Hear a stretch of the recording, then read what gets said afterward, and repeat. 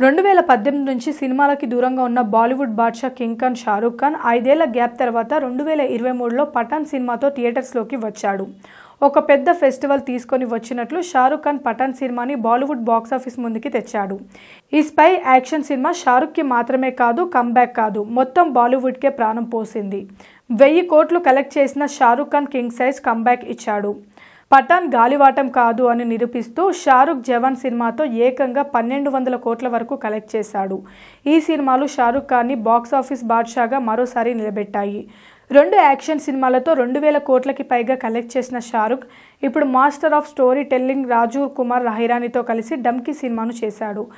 ఈ సినిమాతో షారూక్ మరో 1000 కోట్లు కొడతాడనే కాన్ఫిడెన్స్ వర్గాలలో ఉంది.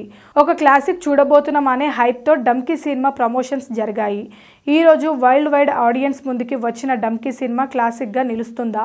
షారూక్ ఖాన్కి హ్యాట్రిక్ 1000 కోట్ల సినిమా అవుతుందా? రాజ్ కుమార్ హిరానీ తన మార్క్ సినిమా చేశాడా అనేది మరికొన్ని గంటల్లో క్రిస్టల్ క్లియర్గా తెలియనుంది. ఇప్పటికైతే సోషల్ మీడియాలో డంకీ సినిమాలో క్లాసిక్ అని కొంతమంది, రాజ్ కుమార్ హిరానీ తన మ్యాజిక్ చూపించాడని కొంతమంది, జెమ్ ఆఫ్ బాలీవుడ్ అని కొంతమంది ట్వీట్ చేస్తున్నారు. అన్ని సెంటర్స్లలో షోస్ పడితే అసలు ఒరిజినల్ మౌత్ టాక్ ఏంటి అనేది తెలుస్తుంది. Please subscribe Pragna media. Please like, share, subscribe to Pragna Media. Pragna Media, please do like, share and subscribe. Please subscribe to Pragna Media. Please like, share and comment if you like the video. Pragna Media.